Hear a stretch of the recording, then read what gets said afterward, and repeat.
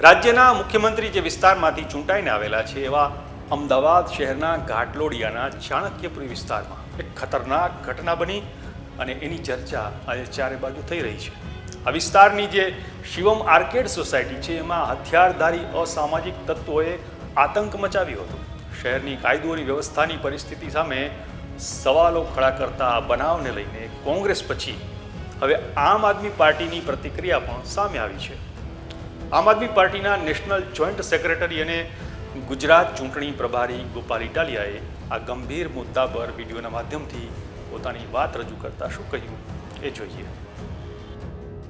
મહિલાઓ એવું કહે છે સોસાયટીની કે છેડતી થઈ છે, એમની સામે વિભત્સ રીતે જોવામાં આવ્યું છે, અભદ્રતા થઈ છે, છતાંય એફઆઈઆર ની અંદર આરોપી એવા તો શું ભાજપ વાળાના સગાઓ છે, એવા તો શું એમને પ્રેમ આવી ગયો છે કે એમના નામ પણ નાખવામાં નથી આવ્યા.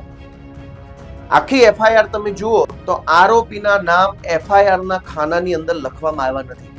તો આ ગુંડાઓને, આ લુખ્ખા તત્વોને કોણ બચાવે છે અને શું કામ બચાવે છે? છેડતી કરી છે એવું બહેનો કહે છે. એફઆઈઆર માં છેડતીની કલમ જ નથી. શું કામ?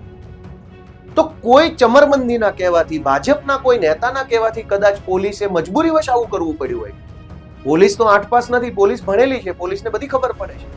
પણ બની શકે કે કોઈએ એને પોલીસના હાથ રોક્યા હોય કે આ ભાજપના બુટલેગરો છે, ભાજપના ગુંડાઓ છે, માટે જોજો, જાજી કલમ લગાવતા નહીં, નહીતર બદલી થઈ જશે. આવું બન્યું હોઈ શકે, અંદાજ છે મારો.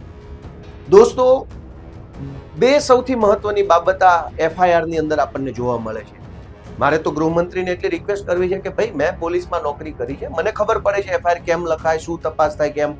તમને ના આવડતો હોય તો હું શીખવાડવા તૈયાર છું. શીખો, તમે એમ બધા પાસેથી શીખો છો, થોડું મારી પાસેથી શીખી લો કે કેવી રીતે છેડતીની કલમ એડ થાય. એક જ 5 મિનિટના ગેપમાં સંખ્યાબંધ હજારો લુખ્ખાઓ, ગુંડાઓ તલવારો લઈ લઈને એક જગ્યાએ પહોંચી જાય. એ કામ માત્ર કોઈ ગેંગ જ કરી શકે, કોઈ ટોળી કરી શકે. એને અંગ્રેજીમાં કાયદામાં શબ્દ છે ઓર્ગેનાઇઝડ ક્રાઇમ, સંગઠિત ગુનાઓ. આ આખી એફઆઈઆર માં ઓર્ગેનાઇઝ ક્રાઇમની કલમ લગાડવામાં નથી આવી. શું કામ ભાઈ? કયા ભાજપ વાળા નેતાના સગાવાલાઓ હતા આ આરોપીઓ? આ અસામાજિક તત્વો કોના સગા છે? ઓર્ગેનાઇઝ ક્રાઇમ, 50-100 છોકરાઓ હાથમાં તલવારો લઈને કોઈ સોસાયટી ઉપર જાણે યુદ્ધ હોય એમ હુમલો કરી બેસે, છતાંય ઓર્ગેનાઇઝ ક્રાઇમની કલમ કેમ નથી લગાવી? કોણે ના પાડી? ચમરબંધીને છોડીશું નહીં, ચમરબંધીને છોડીશું નહીં, ચમરબંધીને છોડીશું. ચમરબંધીની ઉપર કલમ તો લગાવો. ઓર્ગેનાઇઝ ક્રાઇમની કલમ નથી લગાવી. બીએનએસ, ભારતીય ન્યાય સંહિતાની કલમ 111, 12, 13, 14 આ બધી ઓર્ગેનાઇઝ ક્રાઇમની કલમ છે.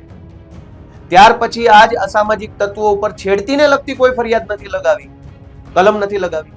મહિલા સુરક્ષાની મોટી મોટી વાતો કરે છે, પણ જ્યારે તમારે એફઆઈઆર લખવાની થાય તો મહિલા સુરક્ષાને લગતી એફઆઈઆરમાં કલમ જ નથી. દોસ્તો, આપણે એ વિચારવું પડશે કે કોણ વ્યક્તિ છે જે આવા બળાત્કારીઓને બચાવવાનું કામ કરે છે, છેડતી કરનારાઓને બચાવવાનું કામ કરે છે. ભાજપમાં એવો કોણ છે? કોણ એટલો માણસ છે જેના એટલા હલકી કક્ષાના વિચારો છે કે ક્યારેક ડ્રગ્સ માફિયાને બચાવે છે, ક્યારેક જસદણના બળાત્કારીને બચાવે છે, ક્યારેક દાહોદના બળાત્કારીની તરફેણ કરે છે, ક્યારેક અમદાવાદ ચાણક્યપુરીમાં છેડતી કરવા વાળાની તરફેણ કરે. કોણ છે ભાજપમાં આટલો નિમ્ન વિચારો ધરાવતો વ્યક્તિ? આપણે વિચારવું પડશે કે ખુલ્લેઆમ બહેનો કહે છે છેડતી કરી છે, અમારી સામે બીભત્સ નજરોથી જોવામાં આવ્યું છે. સ્ટોકિંગ અંગ્રેજી શબ્દ છે, કાયદાની ચોપડીમાં પણ એ શબ્દ છે, સ્ટોકિંગ, ઘૂરવું. કોઈ મહિલાને ઘૂરવું એ પણ ગુનો છે.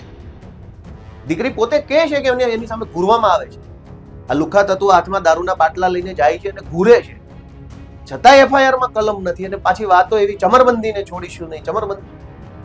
દોસ્તો, આપણે બધા જાગૃત બનવાની જરૂર છે. આ ચાણક્યપુરીની ઘટનામાં ઓર્ગેનાઇઝ ક્રાઇમ, માફિયા નેટવર્કની, ગુંડા ગેંગની કલમ લગાવવામાં આવી નથી, છેડતીની કલમ લગાવવામાં આવી નથી. માટે મારી વિનંતી છે કે વહેલી તકે ઘટતી કાર્યવાહી કરવામાં આવે.